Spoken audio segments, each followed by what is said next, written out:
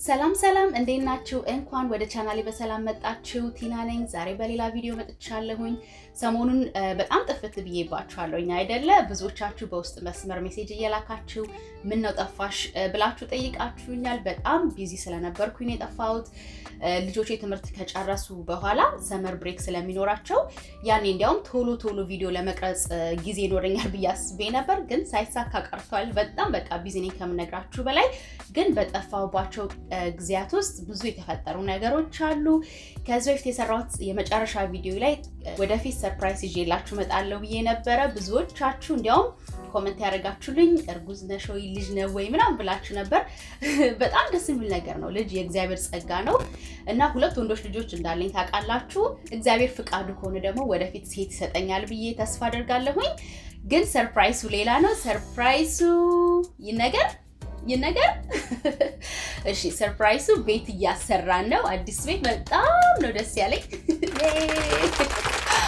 ማለት ቀላል ነገር አይደለም እና በጣም ደስ ብሎናል። ቤቱን ለማሰራት ኦልሞስት አሁን 7 ወር ነው የፈጀብን። በኮቪድ ምክንያት ትንሽ አንዳንድ ነገሮች እቃዎች ቤቱን ለመስራት የሚያስፈልጉ እቃዎች ዲሌይ ሆነው ስለነበረ በዛ ምክንያት ትንሽ ቀኑ ረዘም ብሏል። ግን አሁን ኦልሞስት አልቋል ማለት ይቻላል። አልቋል በሉት በቃ። እና በሚቀጥለው ላይክ የተወሰነ ቀናቶች ደግሞ ሙሉ ኤምቲ ሃውስ ቱር ወይም ደግሞ ባዶን ቤት ምን እንደሚመስል ቱር አስደርጋችኋለሁኝ ማለት ነው። በጣም ደስ ብሎኛል። ልጆቼም ባለቤቴም ሁላችንም ደስ ብሎናል። እና ከዚህ በፊት የዛሬ ዓመት አካባቢ የሰራሁት ቪዲዮ ነበረ። አሁን የምኖርበትን ሳሎን ቤቴን ቱር አስደርጊያችሁ ነበርና ብዙዎቻችሁ እንዴት ዲኮር እንዳደረግኩኝ በጣም ወዳችሁት ነበርና ኪችንሽንም አሳይኝ ብላችሁ ነበረ። ግን ጊዜ ስላልተመቻቸልኝ ልቀርጸው አልቻልኩም። አሁን ግን አዲሱ ቤት ስገባ ሁሉ ነገር እንዴት ዲኮር እንደማደርግ አሳያችኋለሁ ማለት ነው።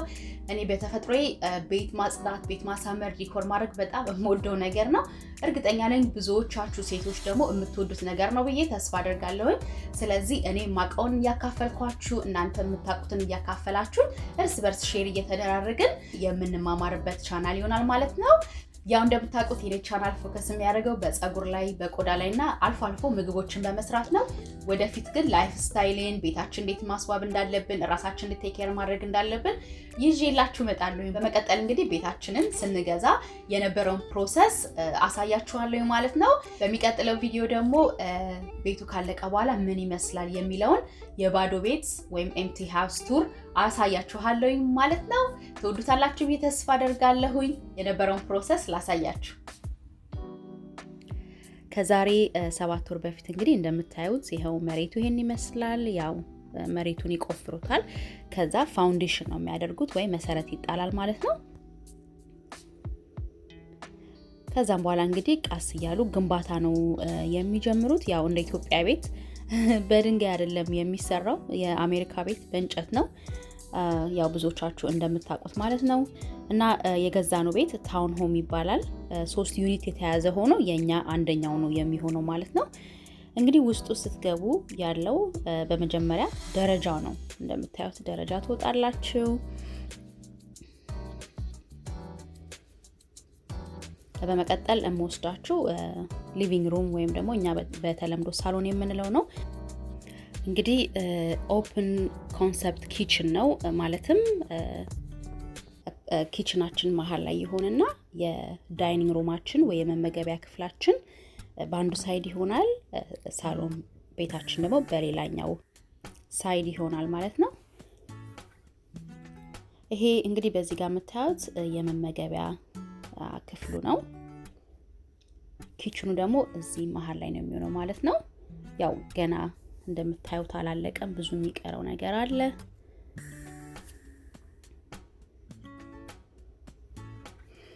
ይሄ ፊት ለፊት የምታዩት ፓንትሪ ነው የሚሆነው።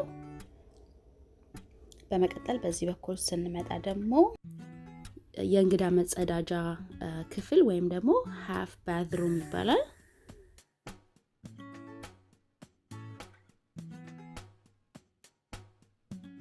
ይሄ ደግሞ ሳሎኑ ወይም ደግሞ ሊቪንግ ሩም የምንለው ነው ማለት ነው።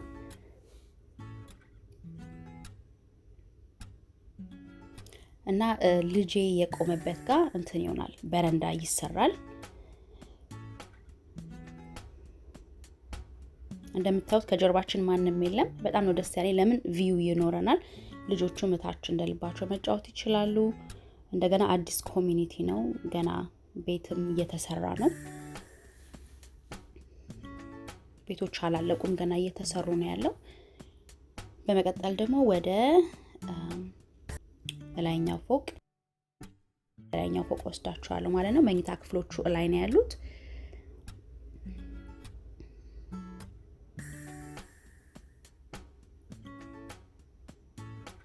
ደረጃው እንግዲህ ሌላ ስፖርት ማለት ነው፣ ወደ ላይ ወደ ታች ማለት። በመቀጠል እዚህ ፊት ለፊት የምታዩት የመታጠቢያ ክፍል ነው።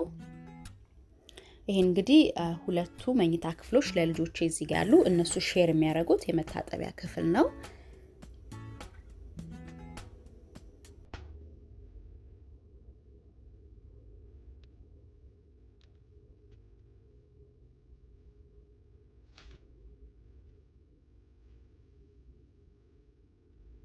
ይሄ ደግሞ ሁለተኛው መኝታ ክፍል ነው ማለት ነው። ያው ለልጆች ጥሩ ሳይዝ ነው።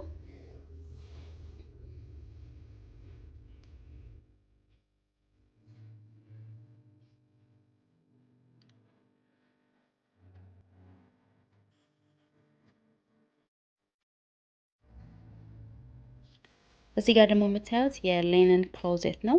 ያው ፎጣ፣ አንሶላ ምናምን ማስቀመጥ ስፈልግ እዚህ ውስጥ ነው ማስቀመጠው ማለት ነው። ቀጥሎ እዚህ ጋር የምታዩት የላውንደሪ ሩም ነው። ያው የልብስ ማጠቢያ ማሽን ምናምን የሚቀመጥበት ክፍል ነው። ሲያልቅ ትወዱታላችሁ። በጣም ነው የሚያምረው። ያው የሞዴል ቤቱን ስላየ ነው በጣም ያምራል። ይሄ ደግሞ የፕራይመሪ ቤድሩም ነው። እዚህ ጋር የምታዩት ዋኪን ክሎዜት ነው። እኛ በኢትዮጵያ ያው ቁም ሳጥን ነው የምለው። ቁም ሳጥን የለም እዚህ። እንደዚህ ትንሽ ክፍል ነው የሚሰሩት። ዋኪን ክሎዜት ይባላል። በመቀጠል ደግሞ ይሄ የመታጠቢያ ክፍላችን ነው ማለት ነው፣ ለፕራይመሪ ቤድሩም። እዛ ጋር እንደምታዩት ሻወር ገና እየተሰራለት ነው። መሀል ላይ ደግሞ ሲንክ ይኖራል። ቀጥሎ በዚህ በኩል ደግሞ የመታጠቢያ ገንዳ ይኖራል ማለት ነው።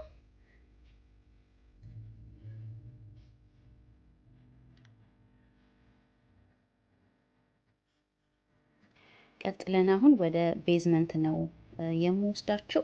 የልጆቼ በጣም የሚወዱ ክፍል አንደኛው ቤዝመንቱን ነው። እንደፈለጉ ለመጫወት ያመቻቸዋል። እዚህ እቃ መነቃቀራችሁ አይባሉ ምን አይባሉ እና ይሄንን ይመስላል። ጥሩ ሳይዝ ነው ለነሱ። ያ ወንዶች ናቸው እንደምታውቁት፣ ወንዶች ልጆች በጣም እንትን ማለት ይወዳሉ መራገጥ።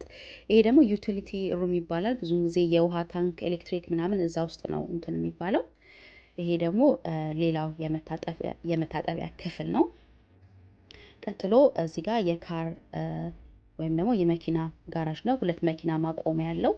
እንደምታዩት ብዙ እቃ እዚህ ጋራጅ ነው የሚያደርጉት እስከሚጨርሱ ድረስ። በሮቹም ገና ተገጣጥመው ስላላለቁ እዚህ ውስጥ ነው ስቶር የሚያደርጉት ማለት ነው እስኪጨርሱ ድረስ። እና ይሄን ይመስላል እንግዲህ። እንደወደዳችሁ ተስፋ አደርጋለሁ። እንግዲህ ያው በዛ በሩ መውጫው ደግሞ ወደ ጀርባ በኩል ያስወጣችኋል ማለት ነው። ሰው ካለቀ በኋላ ደግሞ መጥቼ ምን እንደሚመስል አሳያችኋለሁ። ስለተመለከታችሁ በጣም ነው የማመሰግነው። በሚቀጥለው ቪዲዮ እስከምንገናኝ ድረስ ቻው።